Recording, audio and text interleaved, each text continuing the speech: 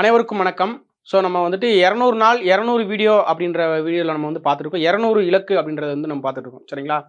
So இதில் கவனிக்கக்கூடிய விஷயம் என்னென்னா, போலீஸ், எஸ்ஐ ஸோ இதை தாண்டி வந்துட்டு குரூப் 4 படிக்கிறவங்களுக்கும் இது ரொம்ப யூஸ்ஃபுல்லாக இருக்கும். ஏன் அப்படின்னா, நம்ம 6th இருக்கக்கூடிய 10th கண்டென்ட்டை வந்துட்டு நமக்கு ஃபுல்லாக கொடுக்க போகிறோம். ஸோ அதை தாண்டி வந்து +1 +2ல நமக்கு ஏன்னா எஸ்ஐக்கு மட்டும் கொஞ்சம் எக்ஸ்ட்ரா தேவைப்படும் இல்லையா? ஸோ அவங்களுக்கு வந்துட்டு கொஞ்சம் எக்ஸ்ட்ரா வந்து தரப்போகிறோம். ஓகேவா? ஸோ நம்ம ஆல்ரெடி வந்துட்டு ஹிஸ்ட்ரியில் வந்துட்டு என்ன பண்ணிட்டோம், சிந்துவெளி நாகரிகம் அப்படின்ற ஒரு டாபிக் வந்து நம்ம பார்த்துருக்கோம். ஸோ இன்னைக்கு நம்ம வந்துட்டு என்ன பண்ண போகிறோம் அப்படின்னா, ஸோ சங்ககாலமும் வேத காலமும் வந்து பார்க்க போகிறோம். ஓகேங்களா? சங்க காலத்தில் நமக்கு 6th இருக்கு இல்லையா, நமக்கு இந்த பூம்புகார், மதுரை, அதுக்கடுத்து காஞ்சிபுரம், அந்த 3 ஊரை பார்த்துட்டு அடுத்து வந்து வேத காலம் வந்து நம்ம பார்க்க போகிறோம். சரிங்களா? நமக்கு ஒரே ஒரு விஷயம் தான், நமக்கு 2026ல் ஸ்கெடியூல் வந்து வந்துருச்சு. ஸோ நீங்கள் வந்துட்டு படிக்கிறதுக்கு நீங்கள் ரெடியாக இருந்தீங்க அப்படின்னா கண்டிப்பாக அந்த வீடியோ வந்துட்டு ரெகுலராக பார்த்துட்டே இருங்க. படிச்சுட்டு நோட்ஸ் எழுதி வச்சுட்டே இருங்க. 2026 எண்டில் வந்துட்டு ஸோ எஸ்ஐக்கும் பிசிக்கும் வந்துட்டு கால்ஃபர் இருக்குது. ஸோ நீங்கள் இப்போயே வந்து தயாராகிக்கிங்க. நீங்கள் வந்துட்டு நீங்கள் காக்கி சட்டை போடுறதுக்கு நீங்கள் தயாராக இருக்கீங்களா? உங்களை தயார்படுத்துறதுக்கு நாங்கள் வந்து என்ன பண்ணுறோம், நாங்கள் தயாராக இருக்கிறோம். ஸோ களம் காண நீங்கள் தயாராக இருக்கீங்கன்னா உங்களுக்கான களத்தை நாங்கள் ரெடி பண்ணி தரோம். சரிங்களா? வாங்க வந்து வீடியோக்குள்ளே போயிடலாம். ஸோ ஆல்ரெடி நான் சொன்ன மாதிரி ஸோ சிந்துவெளி நாகரிகம் வந்து நம்ம வந்து பார்த்துட்டோம். ஸோ டிஎன்யூஎஸ்ஆர்பி சப் இன்ஸ்பெக்டருக்கு வந்துட்டு ஆன்லைன் கிளாஸஸ் மற்றும் டெஸ்ட் பேட்ச் அவைலபிளாக இருக்குது. தேவையான மாணவர்கள் யூஸ் பண்ணிக்கோங்க. அதே மாதிரி சிறை, நமக்கு இந்த சப் இன்ஸ்பெக்டர் வந்துட்டு மிஷன் எஸ்ஐ 2026 அப்படின்ற பேர்லையும் online class and test batch போயிட்டு இருக்குது. அதேமாதிரி சிறை பிசிக்கு அப்படின்னு online class and test batch வந்து போயிட்டு இருக்குது. வேறு எதுவும் தகவல் தேவை அப்படின்னா 7845454747 நம்பரை தொடர்பு கொள்ளுங்கள். ஓகேவா? சரி, ஓகே. நமக்கு சங்ககாலம் ஆல்ரெடி நான் வந்துட்டு சொல்லியிருந்தேன். ஃபஸ்ட்டு நகரம் வந்துட்டு பூம்புகார். சரிங்களா? சங்ககால நூட்கள் அப்படின்னு வந்து சொல்லுவாங்க. சங்ககால நூட்கள் அப்படின்னு சொல்லுவாங்க. இந்த சங்ககாலத்தில் எழுதப்பட்ட நூல்கள் அனைத்துமே என்ன சொல்கிறாங்க, சங்க இலக்கியங்கள் அப்படின்னு வந்து சொல்கிறாங்க. சரிங்களா? சங்க இலக்கியங்கள் அப்படின்னு அழைக்கப்படுகிறது. ஓகேங்களா? சரி, ஓகே. பாருங்கள், கோவலன் கண்ணகி எந்த ஊரில் பிறந்தாங்க? பூம்புகாரில் பிறந்தாங்க. ஒருத்தர் கமெண்ட் பண்ணியிருந்தார் போன லைவில், சார் நீங்கள் ஃபுல்லாக வந்து மறைச்சிடுறீங்க சார், எங்களுக்கு தெரிய மாட்டேங்குது அப்படின்னு. நான் வந்து ஃபுல்லாக ஒரு ஓரமாகவே நின்றுக்கிறேன். சரிங்களா? பூம்புகார் வந்துட்டு என்னது, துறைமுக நகரமாக பார்க்கப்படுகிறது. என்ன நகரமாக பார்க்கப்படுகிறது? துறைமுக நகரமாக பார்க்கப்படுகிறது.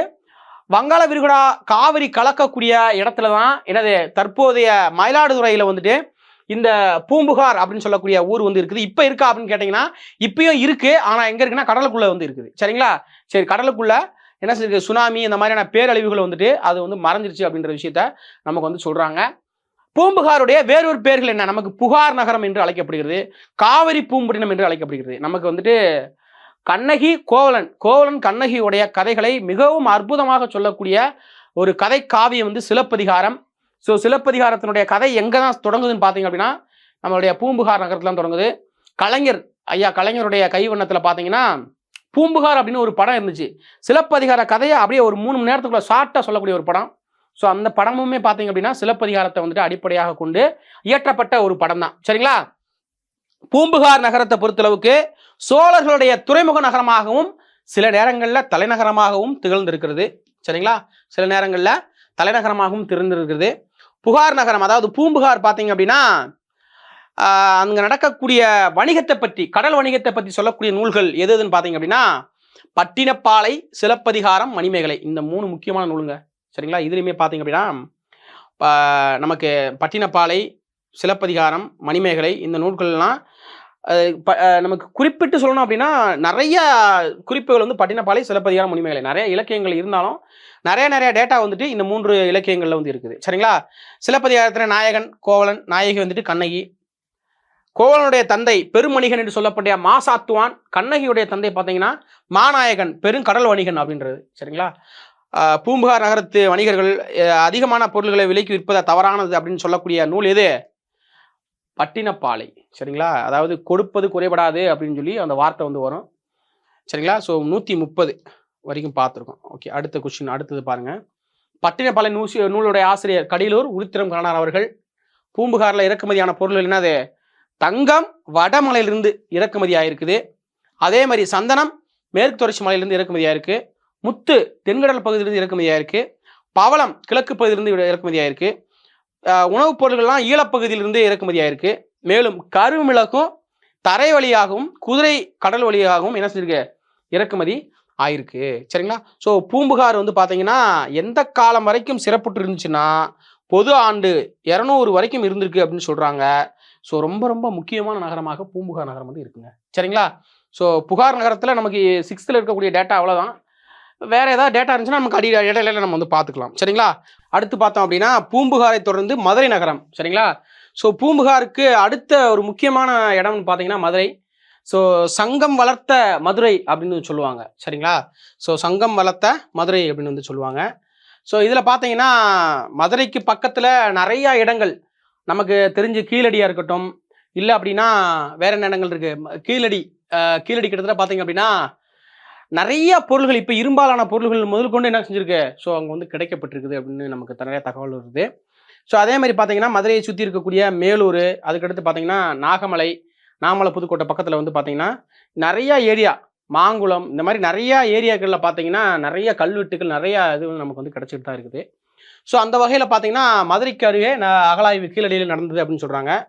மதுரையில் தமிழ் பள்ளி செய்த புலவர்கள் 49 பேர். ரொம்ப ரொம்ப ரொம்ப முக்கியமான ஒரு கொஷினு. ஸோ நமக்கு தமிழ்லையுமே இந்த கொஷின் கேட்கறதுக்கான வாய்ப்பு வந்து நிறையாவே இருக்குது. சரிங்களா? சரி, ஓகே. அடுத்து பாருங்க, பண்டைய இஸ்ரேல் அரசர் சாலமோன் முத்துக்களை வந்து எங்கிருந்து இறக்குமதி செஞ்சாரு, எங்கிருந்து போய் வாங்கிட்டு போனார்னு பார்த்தீங்கன்னா தூத்துக்குடி மாவட்டத்தில் உவரி அப்படின்ற இடத்துல இருந்து வாங்கிட்டு போயிருக்காரு. ரொம்ப இதுவும் ஒரு முக்கியமான கேள்வி. உவரி பார்த்தீங்க அப்படின்னா கொற்கை துறைமுகம் இருக்கு இல்லையா, பாண்டியருடைய துறைமுகம் நகரம் எது, கொற்கை துறைமுகம். ஸோ அங்கிருந்து வந்து வாங்கிட்டு போயிருக்காங்க. பாண்டியருடைய துறைமுக நகரமாக கொற்கை வந்து இருக்குது. சரிங்களா? அடுத்து, பண்டைய தமிழகத்தில் ரோமானிய நாணயங்கள் தயாரிக்கக்கூடிய தொழிற்சாலை எங்க இருக்கு அப்படின்னு கேட்குறாங்க. அது வந்து எங்க தான் இருக்குது, மதுரையில் வந்து இருக்குது. சரிங்களா? மதுரையை பற்றிய குறிப்புகள் யார் யாரெல்லாம் சொல்லியிருக்காங்கன்னு பார்த்தீங்கன்னா கிரேக்க வரலாற்று அறிஞர்கள் மெகஸ்தனிஸ், சாணக்கியர், ஸோ இந்த மாதிரியான அறிஞர்கள் வந்து சொல்லியிருக்காங்க. மதுரையில் வந்து நாலங்காடி அல்லங்காடின்னு சொல்லக்கூடிய கடைகள் வந்து இருந்திருக்கு. நாலங்காடி அப்படின்னா பகல் நேர கடைகள், அல்லங்காடி அப்படின்னா அல்லுனது, அல்லுனா இரவு என்பது பொருள். ஸோ இரவு நேர கடைகள் வந்து இருந்திருக்குது அப்படின்ற விஷயத்தையும் நமக்கு வந்து சொல்கிறாங்க. ஸோ ரொம்ப இம்பார்ட்டண்ட்டு. ஸோ அடுத்து பார்த்தீங்க அப்படின்னா மதுரை தூங்கா நகரம் அப்படின்னு அழைக்கப்படுறதுக்கான காரணம் இரவு பகல் அப்படின்னு பாராமல் உயிர்ப்புள்ள நகரமாக நமக்கு வந்துட்டு மதுரை வந்து இயங்கிக்கிட்டே இருக்குது. நமக்கு இன்றைக்கி மதுரையை சுற்றி இருக்கக்கூடிய நபர்களுக்கு தெரியும். மதுரையில் பார்த்தீங்கன்னா சிம்மக்கல், அதுக்கப்புறம் இந்த யானைக்கல், ஸோ இந்த மாதிரியான ஏரியாக்களில் பார்த்தீங்க அப்படின்னா அப்படியே பூ மார்க்கெட்டு தொடர்ந்து காய்கறிகள் வந்து இறங்கும், பூக்கள் வந்து இறங்கும், பழங்கள் வந்து இறங்கும். நைட்டில் ஃபுல்லாக, பகலில் பூரா வியாபாரம் நடக்கும். அப்படியே மாற்றி மாற்றி வந்து என்ன செய்யும், பகல் நம்ம மக்கள் வந்து நடமாடிட்டே இருப்பாங்க. அதனால் வந்து மதுரை வந்துட்டு தூங்கா நகரம் அப்படின்னு வந்து சொல்கிறாங்க. சரிங்களா? ஓகே. ஏன் சார், நாங்கள் சென்னையிலலாம் அப்படி தானே சார் அப்படின்னு, எல்லா இடத்துலையும் அப்படி தான், முன்னாடி அப்படி இருந்திருக்குது, அதனால தூங்கா நகரம் அப்படின்னு சொல்லியிருக்காங்க. சரிங்களா? சரி, ஓகே. அடுத்து, இரவு நேரத்தில் பெண்களில் அல்லங்காடியில் பொருள் வாங்குறதுக்காக செல்லும் அவருக்கு பாதுகாப்பு நகரமாகவும் என்னதுக்கு மதுரை வந்து இருந்திருக்குது. ஸோ யானை செல்லும் அளவுக்கு பெரிய அகலமான சுரங்க பாதைகள் வந்து மதுரையை சுற்றி இருந்திருக்கு அப்படின்ற விஷயத்தை நமக்கு வந்து சொல்கிறாங்க. ஸோ மதுரை காஞ்சியில் மதுரையை பற்றி குறிப்புகள் நிறைய இருக்குது. மதுரை காஞ்சி, சரிங்களா? மதுரையில் நிறைய நூல்களில் மதுரையை பற்றி சொல்லியிருக்காங்க. மதுரை அப்படின்னு சில இடங்களில் சில நூல்களில் வந்து சொல்லியிருப்பாங்க. மதுரை அப்படின்னு கொடுத்துருப்பாங்க. ஸோ சங்க இலக்கியங்களில் மதுரையை பற்றி நிறைய குறிப்புகள் வந்து இருக்க தான் செய்யுது. சரிங்களா? அடுத்த ஊர் வந்து காஞ்சிக்கு படிக்கிறதுக்காக வந்த நபர் யார் அப்படின்னு சொல்லி பார்த்தீங்கன்னா யுவான் சுவாங் அவர்கள் தான். காஞ்சிபுரத்தை பொறுத்தளவுக்கு இது ஏரிகளுடைய மாவட்டம் அப்படின்னு சொல்லுவாங்க. சரிங்களா? இப்போ ஏரிகள் மாவட்டம் செங்கல்பட்டுன்னு சொல்கிறாங்கன்னு நினைக்கிறேன். ஸோ பார்க்கலாம். சரிங்களா? பள்ளிகள் முதலாக நிறைய இருந்த இடம் எது அப்படின்னு சொல்லி பார்த்தீங்கன்னா காஞ்சிபுரம் தான். நிறைய ஸ்கூல் இருந்த மாவட்டம் காஞ்சிபுரம் தான் அப்போதைக்கு இருந்ததுக்கு. படிக்கிறதுக்காக யுவான் சுவாங் CUK அப்படின்ற நூலை எழுதுனா யுவான் சுவாங் வந்து வந்திருக்கிறாரு. இங்கே தான் முக்கியமானது, சிறந்த நகரம் அப்படின்னு அழைத்தவர் வந்துட்டு காளிதாசர். சரிங்களா? காளிதாசர் சிறந்த நகரமாக காஞ்சி என்று அழைத்தவர் காளிதாசர். கல்விக்கரை இல்லாத காஞ்சி என்று அழைத்தவர் வந்துட்டு திருநாவுக்கரசர். நான் கூட சொல்லியிருப்பேன் ஷார்ட்கட்டில், இதுக்கு முன்னாடி நிறைய வீட்டில் சொல்லியிருப்பேன். நாக்கில் வந்து கரை இல்லாமல் பார்த்துக்கணும் அப்படின்னு இந்த ஒரு ஷார்ட்கட் வச்சுட்டு நீங்கள் போட்டுடலாம். ஏன்னா நம்ம பையன் என்ன செய்வாங்கன்னா கல்வியில் சிறந்தது காஞ்சி அப்படின்னு காளிதாசர்னு பறிஞ்சு வச்சிருப்பாங்க. அங்கே போய் அவங்களுக்கு குழப்பமாயிரும். ஆப்ஷனை பார்த்தோன்னே நம்ம பையனுக்கு அதுவா இதுவா 4 ஆப்ஷன்ல 2 ஆப்ஷன் கழட்டி விட்டுருவாங்க. அதுவா இதுவா அப்படின்ற மாதிரி தான் ஞாபகம் வரும். சரிங்களா? ஸோ அப்போ கல்வி கரையில்லாத காஞ்சின்னு சொன்னவர் வந்துட்டு திருநாவுக்கரசர். கல்வியில் சிறந்த நகரம் காஞ்சி என்று காளிதாசர் சொல்லியிருக்காரு. சரிங்களாங்க? ஓகே. அடுத்தது பாருங்க, அதே மாதிரி புத்தகயா, சாஞ்சி இந்த மாதிரியான 7 புண்ணிய தலங்களில் காஞ்சியும் ஒன்றாக இருக்குது அப்படின்னு சொல்லி யார் சொல்லியிருக்காங்க? நம்மளுடைய வான்ஸ்வாங் வந்து சொல்லியிருக்கிறாங்க. தொண்டை நாட்டில் மிகவும் பழமையான நகரமாகவும் எதுதான் இருந்திருக்குது, காஞ்சிபுரம் வந்து இருந்திருக்குது. காஞ்சியில பிறந்த ஒரு முக்கியமான பிரபலங்கள் தர்மபாலர், ஜோதிபாலர், அப்புறம் பார்த்தீங்கன்னா போதி தர்மர். நமக்கு இந்த நமக்கு 7ஆம் அறிவு படம் பார்த்துருக்கோம் இல்லையா, ஸோ அவரெல்லாம் எங்கே தான் பிறந்திருக்கிறாரு, சூர்யா கிடையாது, அப்போ வாழ்ந்த போதி தர்மர். ஓகேவா.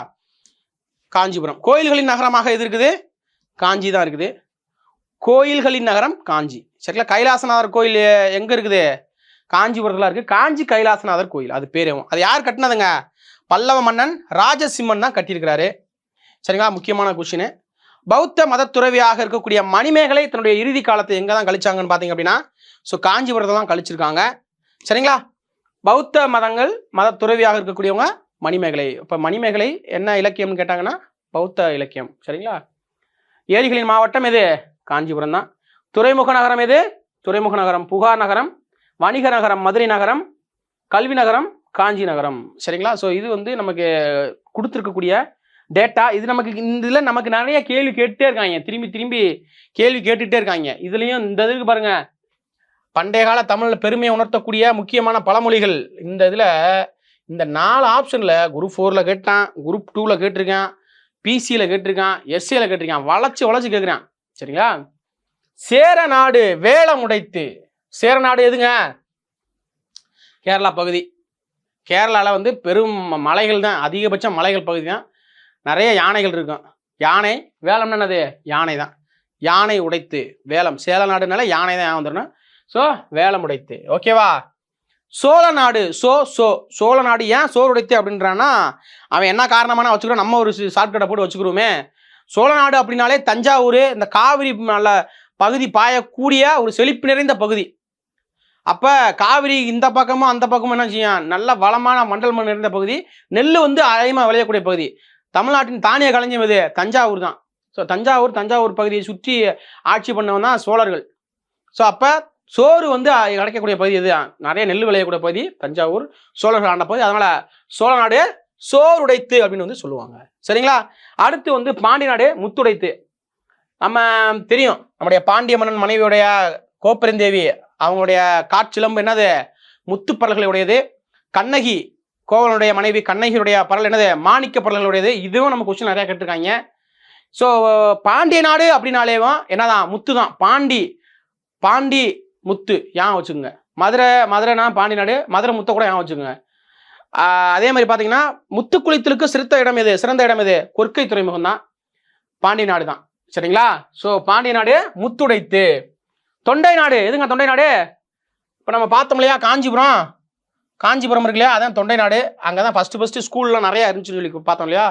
இப்போ தொண்டை நாடு சான்றோர் உடைத்து, நிறைய படிச்சவங்களா இருப்பாங்க அப்படின்னு சொல்கிறாங்க, சான்றோர் உடைத்து. சரிங்களா.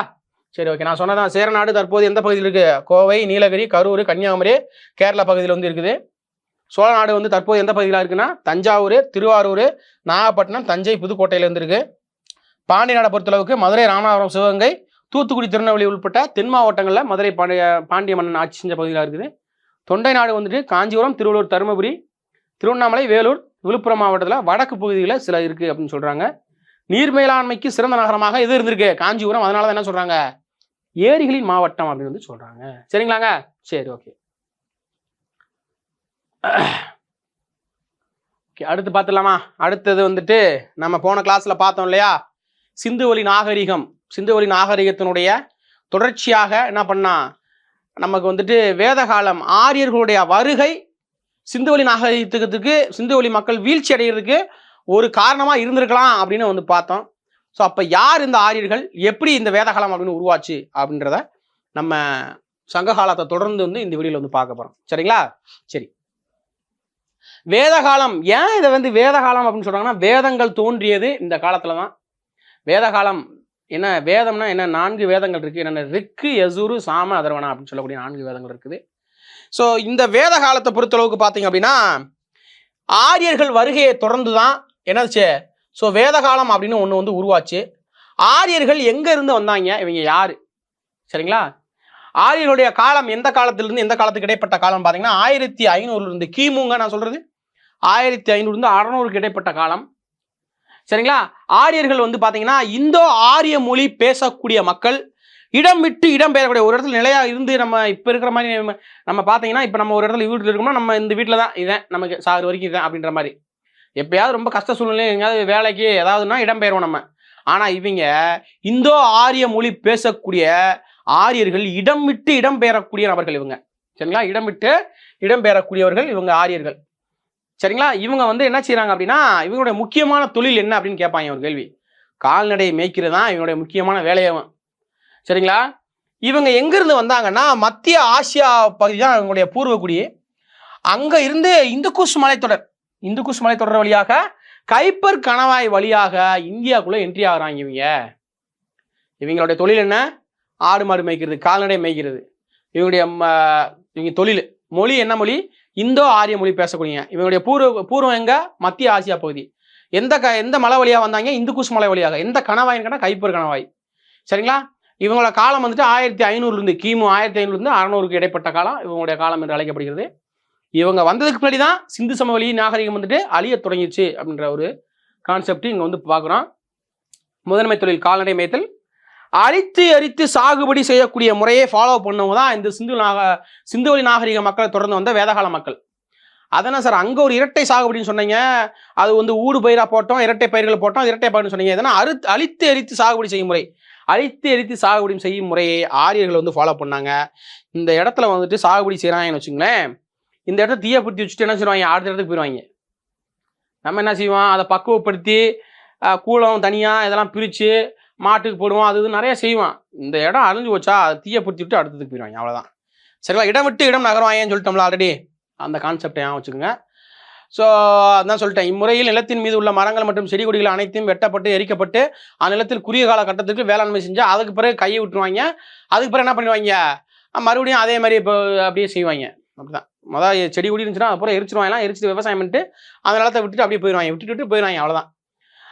வேதகால மக்கள் வந்துட்டு வட இந்தியாவில் தான் இருந்தாங்க. நமக்கு தென்னிந்தியாவுக்குள்ள உள்ள என்ட்ரி அவ்வளவா ஆகலை. சரிங்களா?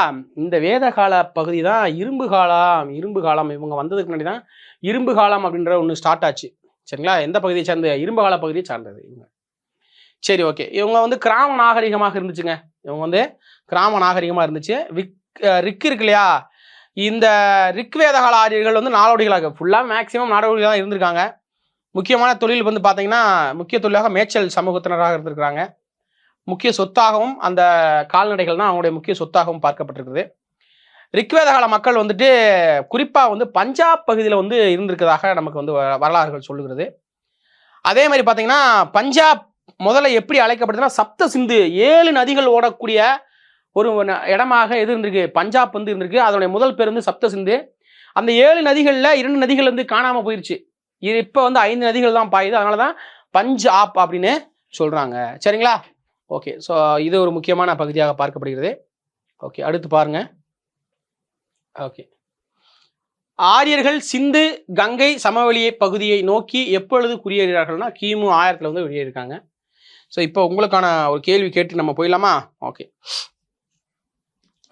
இடையில நான் கேள்வி கேட்பேன், மறக்காமல் கமெண்ட் பண்ணுங்கள். அப்போ தான் உங்களுக்கு படித்தது கொஞ்சம் மறக்காமல் இருக்கும். நடத்துனது மண்டையில் ஏறி இருக்கா இல்லையா, இல்லை நம்ம திரும்பி பார்க்கணுமா அப்படின்றத வந்து நம்ம வந்து பார்த்துக்குவோம். சரிங்களா? ஓகே, சோழ நாடு நம்ம பார்த்தோம் இல்லையா? பழமொழிகள் பண்டைய தமிழகத்தினுடைய அதுன்னு பார்த்தோம் இல்லையா? இப்போ நீங்கள் திரும்பி போய் ரிவேர்ஸ் அடித்து போய் அதை பார்த்துட்டு நீங்கள் கமெண்ட் பண்ணக்கூடாது. சரிங்களா? சோழ நாடு என்ன, சேர நாடு என்ன, தொண்டை நாடு என்ன, இந்த ஃபார்மேட்டில் தான் நீங்கள் போடணுங்க. இந்த ஃபார்மேட்டில் தான் போடணும். சரிங்களா? இல்லாட்டி இது எழுதி அப்படியே நேராக போட்டுருங்க. பாண்டிய நாடு என்ன, மறக்காமல் கமெண்ட் பண்ணுங்கள். இது வந்து ஃபஸ்ட்டு கேள்வி. சரிங்களா? அடுத்து 2-3 கேள்விலாம் சொல்லுங்கள் இடையில. அடுத்து ஓகே, நமக்கு வேதகால மக்கள் வந்துட்டு வேளாண்மைக்கு எதை பயன்படுத்தியிருக்காங்கன்னு பார்த்தீங்கன்னா நமக்கு இந்த கோடாரிகளை தான் பயன்படுத்தியிருக்காங்க. இரும்பு கோடாரிகளை வந்து பயன்படுத்தியிருக்காங்க. இந்த உழுகிறதுக்கு இந்த மாதிரி மேட்டருக்கெல்லாம் இரும்பு கோடாரியை வந்து பயன்படுத்தியிருக்காங்க. அதே மாதிரி பார்த்தீங்கன்னா 4 வேதங்கள் நான் சொல்லிட்டேன், ரிக் யசுர் சாம அதர்வனா. இந்த வேதகால இலக்கியங்கள் 2 டைப்பாக பிரிச்சிருக்காங்க. அது என்னென்னு பார்த்தீங்கன்னா சுருதி ஸ்மிருதி. நம்ம வடிவேலு மாதிரி வா சுருதி போவோம் அப்படின்றாங்களா, அந்த மாதிரி சுருதி ஸ்மிருதி. சரிங்களா? சுருதிகள் அப்படின்றது என்ன அப்படின்னா 4 வேதங்கள். அதாவது இந்த சுருதிகள் இலக்கியங்களுக்கு கீழே என்னென்ன இருக்குன்னு பாருங்க. சுருதி இலக்கியங்களுக்கு கீழே 4 வேதங்கள் இருந்திருக்கு, பிராமணங்கள் இருந்திருக்கு, ஆரண்யங்கள் இருந்திருக்கு மற்றும் உபநிடதங்கள் இருந்திருக்குது. சரிங்களா? சுருதிகள் அப்படின்னா என்ன அப்படின்னா புனிதமானவை, நிலையானவை, கேள்வி கேட்க முடியாத உண்மைகள் அப்படின்னு கருதப்படுறதுதான் சுருதி. அது என்னது நிலையானது, புனிதமானது? இப்போ நம்ம சின்ன வயசில் நம்ம வந்து அப்பாவோ இல்லை தாத்தாவோ என்ன சொல்லியிருப்பாங்க அப்படின்னா ஒரு கதை சொல்லியிருப்பாங்க. என்ன கதை சொல்லியிருப்பாங்க? எப்பா ஒரு ஊரில் ஒரு காக்கா இருந்துச்சு, அந்த காக்காவுக்கு ரொம்ப பசியாக இருந்துச்சான். அந்த காக்கா போய் ஒரு பாட்டிக்கிட்ட போய் என்ன செஞ்சான், பாட்டி வடை சுட்டுட்டு இருந்தால் அந்த வடையை வந்து அந்த சுட்டுட்டு இருந்த வடையை இந்த காக்கா வந்து என்ன செஞ்சிருச்சு, சுட்டுட்டு வந்துருச்சான். அப்போ என்ன பண்ணுச்சு, அதுக்கு அந்த வழியாக போன காக்கா நரியை வந்து என்ன செஞ்சிருச்சு, அந்த காக்காவை நல்லா அழகாக பாடுறேன்னு சொல்லி பாட வச்சுச்சு. அந்த காக்காயையும் நல்லா பாடுறேன்னு சொல்லி மெய் மருந்து காக்கான்னு கத்துச்சு, வடக்கில் வந்துருச்சு. அந்த வடையை தூக்கிட்டு நரி ஓடி போச்சுன்னு சொல்லுவாங்க. இதே எப்பயாவது நம்ம என்ன செஞ்சுருப்பான், இது ஏன் அப்படி இதுக்கு அப்படின்னு கேள்வி கேட்க முடியுமா? இது எவ்வளோதான். நீங்கள் இன்னும் ஒரு 10 வருஷம் 15 வருஷம் போனாலும் நம்ம என்ன செய்வான், நம்ம குழந்தைங்களுக்கு இதே கதையை நம்ம சொல்லுவோம். அப்படி ஏன் வச்சுக்கணும், இப்படியா சார் அப்படியே மெய் மருந்து நம்ம பார்த்துருக்கூடாது, இப்படி ஏன் வச்சுக்கணும். நம்ம அப்பா அம்மா நம்ம தாத்தா பாட்டி நமக்கு சொன்ன கதை மாதிரி அது எல்லாமே அப்படியா, பேய் இருக்கா சாமி இருக்கா அப்படியே நம்மக்கிட்ட சொல்லுவாங்க. அப்படியே ஏற்றுக்குருவோமோ இல்லையோ, ஆனால் அதான் பரம்பரை அப்படியே நம்ம அம்மா நம்மளை பற்றி நம்ம சாமி, நம்ம குலசாமி அப்படிப்பா, நம்ம குலசாமி இப்படிப்பா, நம்ம அத்தை தான் குலசாமி, நம்ம பாட்டி தான் குலசாமி அப்படிலாம் சொல்லுவாங்க. அப்போ அதெல்லாம் ஏன் எதுக்கு என்னன்னு நம்ம வந்து என்ன செய்ய முடியாது, கேள்வி கேட்க முடியாத ஒன்று. அது வந்து புனிதமானவையாக இருக்குது, அதே மாதிரி நிலையானவையாக இருக்குது. கதை மாறுமா? அப்படியே கதை மாறாது, அப்படியே போயிட்டே இருக்கும். காக்கா கதைனா காக்கா கதை தொடர்ந்து போயிட்டே இருக்கும். அப்போ சுருதின்னு சொன்னால் நான் சொன்னதை கதை ஏன் வச்சுக்கணும், புனிதமானவையாக இருக்குது, நிலையானவையாக இருக்குது, மற்றும் கேள்வி கேட்க முடியாத உண்மை அப்படின்னு கருதப்பட்டிருக்குது. சரிங்களா?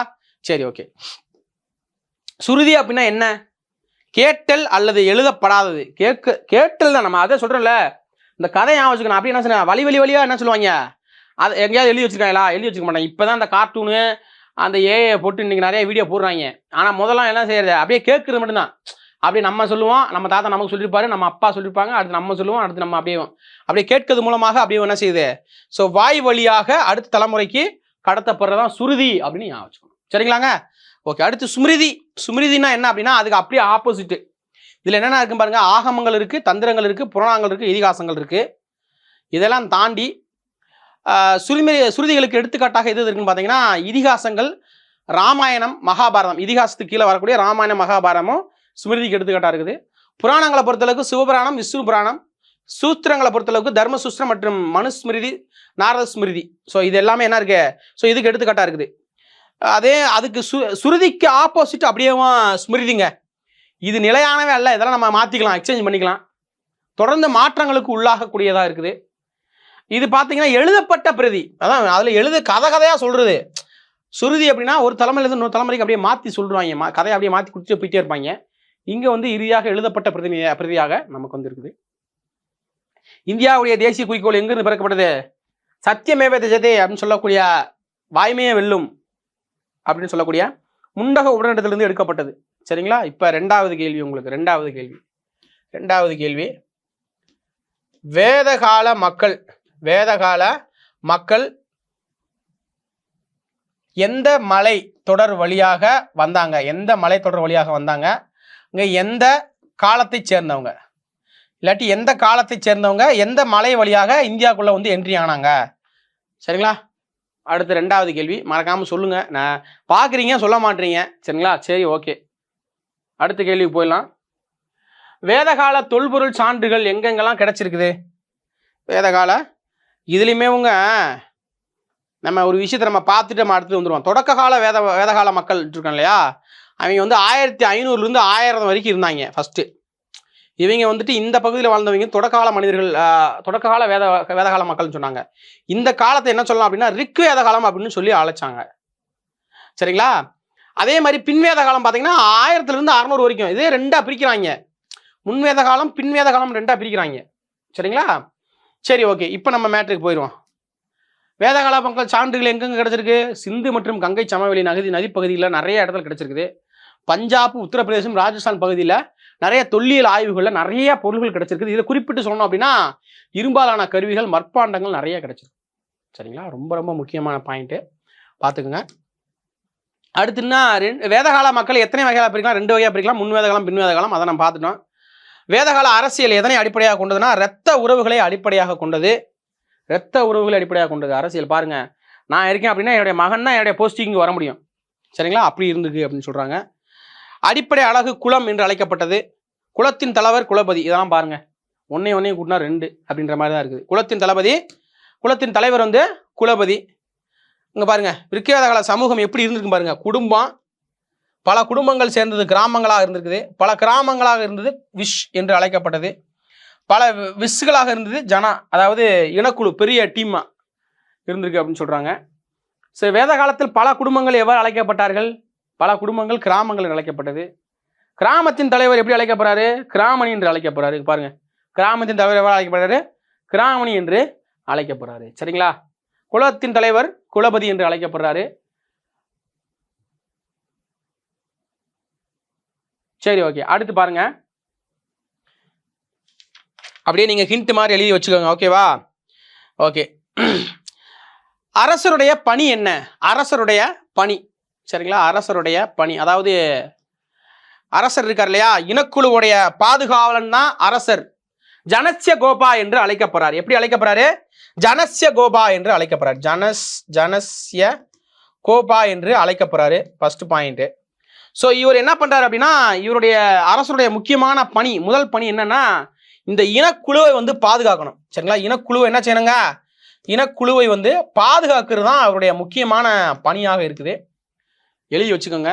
அடுத்து பாருங்க, அதாவது இந்த இனக்குழுவில் முக்கியமான 2 டீம் இருக்காங்க. அதாவது யாருன்னு பார்த்தீங்க அப்படின்னா, சபா சமிதி. நமக்கு வந்து ஒரு பாக்ஸ்ல வந்து கொடுத்துருப்பாங்க, சபா சமிதி.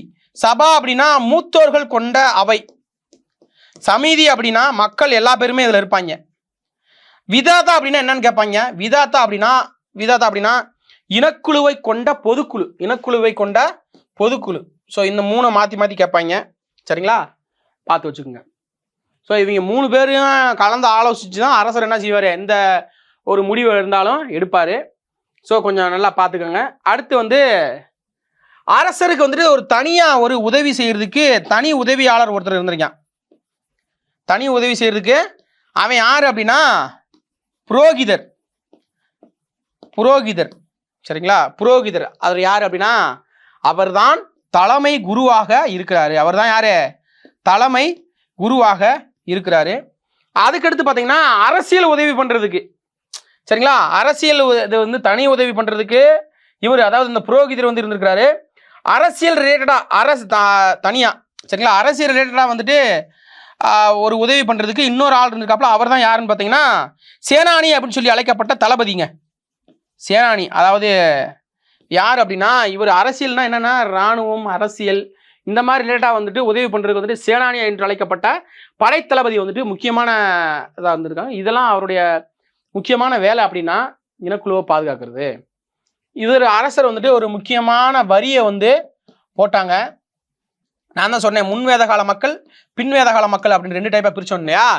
இந்த முன்வேத கால மக்கள் வந்துட்டு இந்த வரி, அதாவது என்ன வரி அப்படின்னா இந்த பாலி வரி அப்படின்னு சொல்லுவாங்க. 6ல் 1 பங்கு முக்கியமான பாயிண்ட்டு குறிச்சு வச்சுக்கோங்க. 6ல் 1 பங்கு இந்த பாலி வரி என்ன பண்ணாங்க அப்படின்னா, இந்த மக்களுக்கு, அதாவது முன்வேத கால மக்கள் இருக்காங்க இல்லையா, அவங்களா கொடுத்தாங்க. எங்கிட்ட நிறைய விளையுதியா, இந்தியா இது ஒரு வரியா வச்சுக்கியா அப்படின்னு சொல்லி அவங்க கொடுத்தாங்க. பின்வேத காலத்தில் வந்து விளைச்சல் கம்மியாயிருச்சு. அரசர் என்ன பண்ணிட்டாப்ல, அவங்களாம் கொடுத்தாங்க, நீ கொடுத்தான்னு சொல்லி கட்டாயப்படுத்தி பின்வேத காலத்தில் அந்த வரியை வந்து வசூல் பண்ணாங்க. ஸோ இந்த வரியும் ஒரு முக்கியமான ஒரு பங்கு வகிக்கக்கூடிய ஒன்றாக பார்க்கப்படுது. அதுக்கப்புறம் பார்த்தீங்க அப்படின்னா சமூக அமைப்பு எப்படி இருந்துச்சு அப்படின்னு சொல்லி பார்க்கலாம். அதாவது சமூக அமைப்பு, சரிங்களா, சமூக அமைப்பு எப்படி இருந்துச்சு அப்படின்னு சொல்லி பார்க்கலாம். இப்போ வந்துட்டு நம்ம தான் சொல்லிட்டோம், சமூகம் பொறுத்தளவுக்கு தந்தை வழி சமூகமாக இருந்துச்சு. இது வந்து முன்வேத காலம், இது வந்து பின்வேத காலம். சரிங்களா? முன்வேத காலம், பின்வேத காலம். சரிங்களா? ஓகே. இப்போ முன்வேத காலத்தில் மக்கள் எத்தனை, தொடக்க கால வேத கால மக்களில் எத்தனை சமூகமாக இருந்துச்சு அப்படின்னு சொல்லி பார்த்தீங்கன்னா, 1 வந்து விசு. சரிங்களா? 1 வந்து விசு, அதாவது யாருங்க, இது ஃபுல்லாமேவா பொதுமக்கள் இருக்கக்கூடிய டிபார்ட்மெண்ட்டு இவங்க. 2வது டைப் வந்து பார்த்தீங்க அப்படின்னா சத்திரியன். இங்கே தான் நமக்கு ஸ்டார்ட் பண்ணுது, என்னமோ கேள்விப்பட்ட மாதிரி இருக்கு அப்படின்ற மாதிரி வரும். போர் வீரர்கள் வந்து சத்திரியர்கள் என்று அழைக்கப்பட்டார்கள். போர் வீரர்கள் சத்திரியர்கள் என்று அழைக்கப்படுறாங்க. 3வது வந்து பார்த்தீங்கன்னா மதகுருமார்கள் இருக்காங்க இல்லையா, அவங்க தான் பிராமணர்கள் என்று அழைக்கப்பட்டாங்க. பிராமணர்கள். சரிங்களா? பாருங்க, முன்வேத காலத்தில் விசு, 2வது சத்திரியன், அதுக்கடுத்து பிராமணர் அப்படின்னு 3 டைப்பாக வந்து இருந்தாங்க. அப்படியே பின்வேத கால மக்களுக்கு போனோம் அப்படின்னா ஃபர்ஸ்ட் வந்து பிராமணர்கள். ஃபர்ஸ்ட் வந்து யாரு? பிராமணர்கள், அவதான் மத குருமார்கள். ரெண்டாவது வந்து சத்திரியர்கள். சத்திரியர்கள் யாரு? போர் வீரர்கள் வந்துட்டு யாரும் சொன்னாங்க? சத்திரியர்கள் அப்படின்னு வந்து நம்ம வந்து சொன்னோம். அதுக்கடுத்து பாத்தீங்கன்னா சூத்திரர்கள். சூத்திரர்கள். அதுக்கடுத்து நாலாவதா பாத்தீங்கன்னா வைசியர்கள். நிலம் வச்சிருக்கவங்க, நில உடைமையாளர்கள் வந்துட்டு வைசியர்கள் என்று அழைக்கப்பட்டாங்க. சூத்திரர்கள் யாரு? வேலைத்திறன் கொண்டவர்கள். வேலைத்திறன் கொண்டவர்கள் சூத்திரர்கள் என்று அழைக்கப்பட்டாங்க. சத்திரர்கள் வந்துட்டு போர் தொழில் செய்யறவங்க வந்துட்டு சத்திரர்கள். பிராமணர்கள் வந்துட்டு மதகுருமார்கள். சரிங்களா? சரி, ஓகே. இப்படிதான் முன்வேத காலம் பின்வேத கால மக்கள் இந்த சமூகம் அப்படின்னு சொல்லக்கூடியது வரும். நமக்கெல்லாம் பேனர்லாம் பார்த்தீங்கன்னா அங்கே அடிச்சிருப்பாங்க, நாங்கள் இவங்க அவங்க அப்படி அப்படின்லாம் அடிச்சிருப்பாங்க. இங்கே தான் இதுதான் ஸ்டார்டிங் புள்ளி. இங்கே இதுக்கு பிறகு தான் இது வந்து பிரபலம் அடையுது. சரிங்களா? சரி, ஓகே. இப்போ நம்ம பார்த்தாச்சு பொருளாதார நிலை எப்படி இருக்குது அப்படின்னு பார்த்தீங்கன்னா, வேத காலத்தை பொறுத்தளவுக்கு அவங்களுடைய முக்கியமான தொழில் கால்நடை மேய்க்கிறது. அவங்களுடைய சொத்து எதுதான்? கால்நடை தான். அதுக்காக வேளாண்மை பண்ணலையா சார்னு கேட்கக்கூடாது. வேளாண்மை 2ஆம் கட்டம் 3ஆம் கட்டமாக வேளாண்மை வந்து நிறையா செஞ்சு தான் இருந்திருக்கிறாங்க. ஸோ அடுத்து பார்த்தீங்கன்னா பெண்களுடைய நிலையம் முன்வேத காலத்தில் மதிக்கக்கூடிய வகையில் இருந்துச்சா அப்படின்னு கேட்டிங்கன்னா இல்லை. அதுவே பின்வேத காலத்தில் பார்த்தீங்க அப்படின்னா கொஞ்சம் ஓரளவுக்கு பரவாயில்ல அப்படின்ற மாதிரி தான். அதாவது முன்வேத காலத்தில் பரவாயில்ல, பின்னாடி வந்து ரொம்ப டம்மி ஆகிட்டாங்க. அதை கொஞ்சம் பார்க்கலாமா? சரி, ஓகே. ஃபஸ்ட்டு வந்துட்டு முதன்மை தொழில் கால்நடை மேய்த்தல், ரெண்டாவது வந்து வேளாண்மை அப்படின்னு சொன்னோம். அடுத்து என்னென்ன செஞ்சுருக்காங்க, என்னென்ன வேலைகள்லாம் செஞ்சுருக்காங்கன்னு பாருங்கள். மர வேலை செஞ்சுருக்காங்க. சரிங்களா? மர வேலை வந்து செஞ்சுருக்காங்க. தேர் செய்கிற வேலை செஞ்சுருக்காங்க. அதாவது தேர் இருக்கு இல்லையா, தேர் வந்து நிறையா வந்து பண்ணியிருக்காங்க. தேர் தொழில் வந்து செஞ்சுருக்காங்க. அதுக்கடுத்து வந்து மட்பாண்டக்கலை, அதாவது முக்கியமானதுங்க இதாங்க, இதை நான் சொல்ல மறந்துட்டேன். இந்த மட்பாண்டம் பார்த்தீங்க அப்படின்னா சாம்பல் மட்பாண்டங்கள்ங்க. சரிங்களா? சாம்பல் நிற மட்பாண்டங்கள் அப்படின்னு வந்து சொல்கிறாங்க. இதில் வந்து பார்த்தீங்க அப்படின்னா பழுப்பு மற்றும் மஞ்சள் நிற மண்பாண்டங்களை வந்து இவங்க பயன்படுத்தியிருக்காங்க அப்படின்ற விஷயத்தையும் இங்கே நான் பதிவு பண்ணிக்கிறேன். கொஞ்சம் குறித்து வச்சுக்கோங்க. சரிங்களா? கேட்கறதுக்கான வாய்ப்பு நிறையாவே இருக்குது. அடுத்து பார்த்தீங்கன்னா உலோக வேலை நிறையா செஞ்சுருக்காங்க. உலோக வேலை, துணி ரிலேட்டடாக வந்துட்டு துணி தைக்கிறது, துணி ரிலேட்டடாக வந்து நிறைய வேலைகள் பார்த்துருக்காங்க. அடுத்து தோல் ரிலேட்டடாக வந்து தோல் வேலையும் நிறையா வந்து என்ன செஞ்சுருக்காங்க? ஸோ செஞ்சுருக்கிறாங்க. அதே மாதிரி பார்த்தீங்கன்னா நம்ம சிந்து வழி நாகரிக மக்களில் பார்த்தீங்க அப்படின்னா இரும்பு, கரும்பு, குதிரை இதெல்லாம் பற்றி அவங்களுக்கு தெரியாது அப்படின்னு சொல்லியிருப்போம். ஆனால் இவங்களை பொறுத்தளவுக்கு பார்த்தீங்க அப்படின்னா குதிரை, பசு, வெள்ளாடு, கிட்டத்தட்ட யானையவே இவங்க தான் பழக நாயின்னு கூட வச்சுக்கலாமே. யானை முதல் கொண்டு என்ன செஞ்சிருக்காங்க? விலங்காக இவங்க வந்து பயன்படுத்தியிருக்காங்க. சரிங்களா? ஓகே. இவங்களுடைய முக்கியமான பயிர் இதாங்க முக்கியமான கேள்வி. எவா அப்படின்னு சொல்லுவாங்க. எவா. சரிங்களா? முக்கியமான முதன்மையான பயிர், வேதகால மக்களுடைய முதன்மையான பயிர் என்ன அப்படின்னா எவா. அது என்னது? எவான்னா என்ன சார்? பார்லி இருக்கு இல்லையா? ஸோ பார்லி தான் எவா என்று அழைக்கப்பட்டிருக்குது. அதே மாதிரி பார்த்தீங்க அப்படின்னா நான் தான் சொல்லிட்டேன், மண்பாண்டத்தை பொறுத்தளவுக்கு வண்ணம் தீட்டப்பட்ட சாம்பல் நிற மட்பாண்ட பண்பாடு அப்படின்னு சொல்லுவாங்க. சாம்பல் நிற மட்பாண்டை வந்து இவங்க ஃபாலோ பண்ணியிருக்காங்க. ரொம்ப முக்கியமானது. வேளாண்மைக்கு வந்துட்டு இரும்பு கொழுமுனைகள், அதாவது இரும்பு கோடாரி கொழுமுனைகள் அதெல்லாம் பயன்படுத்தினாங்க. ஆல்ரெடி நான் சொல்லிட்டேன். ஸோ அடுத்து பார்த்தீங்க அப்படின்னா முக்கியமான பயிர் வந்து பார்லி. நெல்லும் கோதுமையும் என்ன பண்ணியிருக்காங்க? விளை வச்சுருக்காங்க. அடுத்தடுத்து வந்து நெல்லும் கோதுமையும் வச்சுருக்காங்க. ஸோ அதையும் நம்ம பார்த்துக்கிறோம். அடுத்து பார்த்தீங்க அப்படின்னா இந்த ஒரு பாக்ஸில் கொடுத்துருப்பாங்க 6ல். சரிங்களா? அதை வந்து கொஞ்சம் பார்த்துக்குங்க. என்ன அப்படின்னா நிஸ்கா சத்மனா அப்படின்னு சொல்லுவாங்க. நிஸ்கா சத்மனா இது எல்லாமே பார்த்தீங்கன்னா தங்க நாணயங்க. நிஸ்கா சத்மனா அப்படின்றது வந்துட்டு தங்க நாணயம். அதே மாதிரி பார்த்தீங்கன்னா கிருஷ்ணாலயா அப்படின்னு சொல்லுவாங்க. கிருஷ்ணாலா இது வந்து வெள்ளி நாணயம். என்ன நாணயம்? இது வந்து வெள்ளி நாணயங்கள். பெரும்பாலும் நாணயங்கள் எதுக்காக பயன்படுத்தப்பட்டிருக்குது? வணிகத்திற்காக பயன்படுத்தப்பட்டிருக்குது. ஸோ அதுக்கடுத்து பார்த்தீங்க அப்படின்னா இரும்பு எப்படி அழைக்கப்பட்டதுன்னு கேட்பாங்க. இரும்பு வந்துட்டு சியாமா என்று அழைக்கப்பட்டது. சியாமா. தங்கம் எப்படி அழைக்கப்பட்டதுன்னு பார்த்தீங்கன்னா தங்கம் வந்துட்டு ஹிரண்யா என்று சியாமான்றது வந்துட்டு இரும்பு, தங்கம் வந்து ஹிரண்யா என்று அழைக்கப்பட்டது. ஹிரண்யா முக்கியமானது, ஞாபகம் வச்சுக்கோங்க. சரிங்களா? சரி. அடுத்து 3வது கேள்வி கேட்டலாமா? 3வது கேள்வி சபானா என்ன, சமீதினா என்ன? 3வது கேள்வி சபானா என்ன, சமீதினா என்ன? 3வது கேள்வி யார் யார் நீங்கள் கமெண்ட் பண்ணுறீங்கன்றதை நான் கண்டிப்பாக வாட்ச் பண்ணிட்டே இருப்பேன். சரிங்களா? சரி, பார்த்துக்கலாம். ஓகே, ஹிரண்யானா தங்கம், இரும்பு சியாமா. அதுக்கடுத்து பார்த்தீங்க அப்படின்னா தாமிரம் செம்பு எப்படி அழைக்கப்பட்டதுன்னா அயாஸ் என்று அழைக்கப்பட்டது. அயாஸ் அயாஸ். ஓகேங்களா? இது ஞாபகம் வச்சுக்கோங்க. அடுத்தது நான் சொல்கிறேன் பாருங்கள். வழிபாடுகளை பொறுத்தளவுக்கு பார்த்தீங்கன்னா தாய் வழிபாடுன்னு சொல்லுவாங்க. தாய் வழிபாடு வந்து இங்கே பெருமையாக வந்து இருந்திருக்குது. குறிப்பிட்டு சொல்லணும்னா ஐம்பூதங்களை வந்து வணங்கியிருக்காங்க. சரிங்களா? ஐம்பூதங்களை வந்து வழங்கியிருக்காங்க. இது தவிர ஐம்பூதங்கள் தவிர அதித்தி அப்படின்ற ஒரு தெய்வத்தை, அதாவது நித்திய கடவுள்னு சொல்லுவாங்க, அந்த தெய்வத்தையும் என்ன பண்ணியிருக்காங்க? கடவுளாக வழிபட்டிருக்காங்க. அதுக்கடுத்து பார்த்தீங்கன்னா உஷா, விடியற்காலை, அந்த காலங்காத்தால அது சூரியன் எந்திரிச்சு வரும் பார்த்தீங்களா, அந்த தோற்றத்தையும் விடியற்காலை தோற்றத்தையும் என்ன செஞ்சிருக்காங்க? ஸோ கடவுளாக வழிபட்டிருக்காங்க. அதித்தி மற்றும் உஷா அப்படின்னு சொல்லக்கூடிய 2 தெய்வத்தையும் வழிபட்டிருக்காங்க. பிரஜா அப்படின்னு சொல்லக்கூடிய குழந்தை அப்படின்னு சொல்லக்கூடிய பிரஜா அப்படின்றதையும் என்ன பண்ணியிருக்காங்க? வழிபட்டிருக்காங்க. தனா அப்படின்னு சொல்லக்கூடிய செல்வம், தனான்னு சொல்லக்கூடிய செல்வத்தையும் என்ன பண்ணியிருக்காங்க? ஸோ கடவுளாக வழிபட்டிருக்காங்க. நிறைய கடவுள் இவங்க வந்ததுக்கு பிறகு நிறைய கடவுள் வந்து வழிபட்டிருக்காங்க. நான் முன்னாடியே சொன்ன மாதிரி ஐம்பூதம் தான் முக்கியமாக வந்து இவங்க வழிபட்டிருக்காங்க. இதெல்லாம் தாண்டி அதித்தி அப்படின்னு சொல்லக்கூடிய நித்திய கடவுளையும், உஷா அப்படின்னு சொல்லக்கூடிய விடியற்கால தோட்டத்தையும், குழந்தை என்ற பிரஜா அப்படின்னு சொல்லக்கூடிய குழந்தையும், செல்வம் சொல்லக்கூடிய தனா அப்படியும் என்ன செஞ்சிருக்காங்க? வழிபட்டிருக்காங்க. கால்நடைகளையும் என்ன பண்ணிருக்காங்க? பசுவையும் கடவுளாக வழிபட்டிருக்காங்க. கால்நடைகளையும் என்ன பண்ணிருக்காங்க? கடவுளாக வழிபட்டிருக்காங்க. ஓகேங்களா? இதில் நமக்கு தெரியும், பிருத்திவி அப்படின்னா நிலம், அக்னின்னா வந்து நெருப்பு, ஸோ வாயுனா காற்று, வருணன்னா மழை, இந்திரன்னா இடி அப்படின்றதெல்லாம் நமக்கு தெரியும். ஸோ அதையும் பார்த்துக்கணும். இதுக்கடுத்து பார்த்தீங்க அப்படின்னா நான் ஆல்ரெடி பெண்களுடைய நிலையை வந்து சொல்லிட்டேன். கல்வியை பொறுத்தளவுக்கு குருகுல கல்வி. அது என்ன சார் குருகுல கல்வி? குருகுல கல்வி அப்படின்னா இப்போ வந்துட்டு நான் சொல்லிக் கொடுக்குறேன், நீங்கள் உங்கள் வீட்டிலேருந்து நீங்கள் படிச்சுக்கிறீங்க. இது வந்துட்டு யூடியூப்பில் நம்ம பார்க்குற டெக்னாலஜி இம்ப்ரூவ்மெண்ட் ஆகிருக்கு. ஆனால் வேத காலத்தில் 1500 600 கிட்டப்பட்ட காலத்தில் வந்து என்னென்னா, ஒரு வாத்தியார் இருக்கார் அப்படின்னா அந்த வாத்தியார் வந்து வீட்டில் வந்து இருந்துக்குருவார். அவர் வேலையை பார்த்துட்டு தான் இருப்பார். ஆனால் நம்ம பசங்க என்ன செய்வாங்கன்னா, படிக்கிறதுக்காக என்ன பண்ணுவாங்கன்னா, குருவோட வீட்டில் போய் அவருடைய வீட்டிலேயே போய் என்ன செய்வாங்க? தங்கிடுவாங்க. தங்கி என்ன செய்வாங்க அப்படின்னா, ஸோ அந்த குருவுடைய துணியை துவைச்சி கொடுக்குறது, அவருக்கு சமைச்சு கொடுக்குறது, இந்த மாதிரியான வேலைகள், அதாவது படித்த டைம் போக, சரிங்களா, படித்த டைம் போக மிச்ச டயத்தில் இந்த வேலையெல்லாம் பார்ப்பாங்க. அப்போ குருவுக்கு வந்துட்டு ஹெல்ப்பாக இவங்க இருந்துட்டு குருவோட வீட்டிலே போய் ஸ்டே பண்ணிடுவாங்க. ஸோ அதுதான் என்ன சொல்கிறாங்க? குருகுல கல்வி அப்படின்றது சொல்கிறாங்க.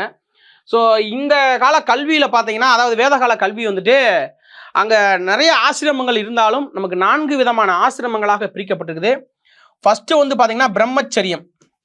பிரம்மச்சரியம் அப்படின்னா என்ன அப்படின்னா, மாணவ பருவம் இருக்கு இல்லையா, ஸோ மாணவ பருவத்தை தான் பிரம்மச்சரியம் அப்படின்னு வந்து சொல்கிறாங்க. கல்யாணம் முடிக்காமல் இருக்கக்கூடியது. சரிங்களா? ஸோ அதுக்கடுத்து பார்த்தீங்க அப்படின்னா கிரகஸ்தம். ஓகே, திருமண வாழ்க்கையை வந்துட்டு எப்படி சொல்கிறாங்க? கிரகஸ்தம். நமக்கு ஆணாக இருந்தாலும் பெண்ணாலானா திருமணம் முடிச்சாலே ஒரு கிரகம் வந்துருச்சா அப்படின்னு சொல்லுவோம்லையா, அப்படி வச்சுக்கணும். என்ன சார் அதுக்காக கல்யாணம் முடிக்காமல் எங்களை இருக்க சொல்கிறீங்களா அப்படின்னு சொல்லக்கூடாது. சும்மா ஒரு ஷார்ட்கட்டுக்காக சொல்கிறேன். கிரகஸ்தம் அப்படின்னா என்னது? திருமண வாழ்க்கை. சரிங்களா? திருமண வாழ்க்கை. சரிங்களா? அடுத்து 3வது பார்த்தீங்க அப்படின்னா வனப்பிரஸ்தம். வனம் அப்படின்னா என்னது? வனம்னா காடு. காடுகளுக்கு சென்று தவம் புரிஞ்சு இருக்கக்கூடியது வனப்பிரஸ்தம். சரிங்களா? அடுத்து 4வது பார்த்தீங்க அப்படின்னா சந்நியாசம். சந்நியாசம்னா எங்களுக்கு சொல்லவே வேணாம் சார். சந்நியாசம்னா என்னது? துறவரம் போகிறது தான் என்ன சொல்லுவான்? சந்நியாசம் அப்படின்னு வந்து சொல்லுவான். ஸோ இது வந்து நமக்கு குருகுல கல்வியில் ஆசிரமங்கள் 4 ஆசிரமங்களாக இருந்துச்சு அப்படின்ற விஷயத்த நம்ம வந்து பார்த்துக்கணும். சரிங்களா? ஓகே, இது தவிர்த்து வேத காலம் பார்த்தீங்க அப்படின்னா 600க்கு பின்னாடி வந்துட்டு வீழ்ச்சி அடைய ஆரம்பிச்சது. அதாவது 600 கிமு 600ல் என்ன பண்ணுச்சு? வீழ்ச்சி அடைய ஆரம்பித்தது. அதே மாதிரி பார்த்தீங்க அப்படின்னா வேத காலம் சரிய தொடங்கியதுக்கு பின்னாடி ஏன் அப்படின்னா அந்நியர்களுடைய படையெடுப்பு நிறையா விஷயங்கள் வந்து இருக்குது. வேத காலத்தை பொறுத்தளவுக்கு வந்துட்டு 6th இருக்குது, +1 இருக்குது. சரிங்களா? ஸோ படிச்சுக்கோங்க. ஸோ கண்டிப்பாக இந்த வீடியோ 3 கொஷின் கேட்டிருக்கேன். 3 கொஷினுக்கும் ஆன்சர் பண்ணுங்கள். கண்டிப்பாக இந்த வீடியோ யூஸ்ஃபுல்லாக இருக்கும். யூஸ்ஃபுல்லாக இருந்துச்சு அப்படின்னா மறக்காமல் லைக் பண்ணிடுங்க. போலீஸ் எஸ்ஐ 2க்குமே பார்த்தீங்கன்னா online page and test page 2மே நம்மக்கிட்ட அவைலபிளாக இருக்குது. ஸோ தேவையான மாணவர்கள் வந்து யூஸ் பண்ணிக்கோங்க. ஸோ எஸ்ஐ பிசிக்குமே பார்த்தீங்க அப்படின்னா தனித்தனி ஆன்லைன் வகுப்புகள், தனித்தனி டெஸ்ட்டுகள் வந்து கொடுத்துருவாங்க. விரிவான விளக்கங்கள் வந்து கொடுத்துருவாங்க. அதேமாரி பார்த்தீங்க அப்படின்னா உங்களுக்கு வந்துட்டு ஏதாவது டவுட் அப்படின்னா நீங்கள் ஃபோன் பண்ணி கேட்டிங்க அப்படின்னா உடனே கிளியர் பண்ணிடுவாங்க. சார் எங்களுக்கு வந்து இது டவுட்டாக இருக்குது அப்படின்னா அவங்க டெலிகாலர் எடுப்பாங்க. எடுத்துகிட்டு வந்துட்டு நம்மளை மாதிரி என்னை மாதிரி இருக்கக்கூடிய ஆசிரியர்கிட்ட வந்து கொடுப்பாங்க. உங்களுக்கு டவுட் வந்து கண்டிப்பாக கிளியர் பண்ணிடுவாங்க. அதே மாதிரி மேக்ஸ் அண்ட் ரீசனிங்க்கு வந்து ரொம்ப ரொம்ப முக்கியத்துவம் கொடுத்து உங்களுக்கு நல்லா ஸ்கோர் பண்ணுறதுக்கு கண்டிப்பாக வந்துட்டு இந்த ஆன்லைன் கிளாஸாக இருக்கட்டும் இல்லை டெஸ்ட்டாக இருக்கட்டும் ரொம்ப யூஸ்ஃபுல்லாக இருக்கும். ஆன்லைன் கிளாஸ் டெஸ்ட் தொடர்பாக ஏதாவது டவுட் இருக்குது இல்லை அட்மிஷன் போடணும் அப்படின்னா 7845454747 நம்பரை தொடர்பு கொள்ளுங்கள். இதே நேரத்தில் அதாவது 7 to 8 மணிக்கு நமக்கு ரெகுலராக வந்து வீடியோ வந்துகிட்டே இருக்கும். ஆல்ரெடி பார்த்தீங்க அப்படின்னா ஃபஸ்ட்டு நான் சொன்னேன் 200 இலக்கு 200 அப்படின்னு சொல்லும்போது நான் ஃபஸ்ட்டு வீடியோ போட்டேன். அதே மாதிரி இலக்கு 200 அப்படின்னு சொல்லி 200வது நாளில் நான் வந்து உங்களுக்கு லைவ் கொடுப்பேன். கண்டிப்பாக பாருங்கள். ஒவ்வொரு வீடியோவும் உங்களுக்கு யூஸ்ஃபுல்லாக இருக்கும். நோட்ஸ் எழுதி வச்சுக்கோங்க. நிறைய பேர் பிடிஎஃப் கேட்குறீங்க. பிடிஎஃப் கொடுத்தா என்ன நடக்கும் அப்படின்றத நான் சொல்லிடுறேன். பிடிஎஃப் கொடுத்தா நீங்கள் வந்து அதை பிரிண்ட் போட்டுருவீங்க. பிரிண்ட்டை போட்டு தூக்கி எங்கிட்ட எரிஞ்சிட்டு போயிடுவீங்க. அது வந்து யூஸ்ஃபுல்லாக இல்லாமல் போயிடும். யூஸ் ஆகாது. அதனால சொல்கிறேன், ஒரு நோட்டை போட்டு இது எல்லாத்தையுமே எழுதணுமா? எல்லாத்தையுமே எழுத தேவையில்லை. சரிங்களா? எல்லாத்தையுமே எழுத தேவையில்லை. உங்களுக்கு முக்கியமான பாயிண்ட்ஸ் இதெல்லாம் நமக்கு தேர்வுக்கு கேட்கலாம் அப்படின்னு உங்களுக்கு தோணுது பார்த்தீங்களா? அதை போல எடுத்துகிட்டு புக்கில் இருக்கிற கண்டென்ட் தான் இது ஃபுல்லாமே. அதையும் நான் சொல்லிடுறேன். புக்கில் இருக்கிற கண்டென்ட் தான் நான் கொடுத்துருக்கேன். சரிங்களா? ஸோ தொடர்ந்து பாருங்கள். உங்களுடைய வெற்றிக்காக எங்களது கணியன் குழுமம் தொடர்ந்து பயணிக்கும். அடுத்த ஒரு காணொலியில் சந்திப்போம். நன்றி, வணக்கம்.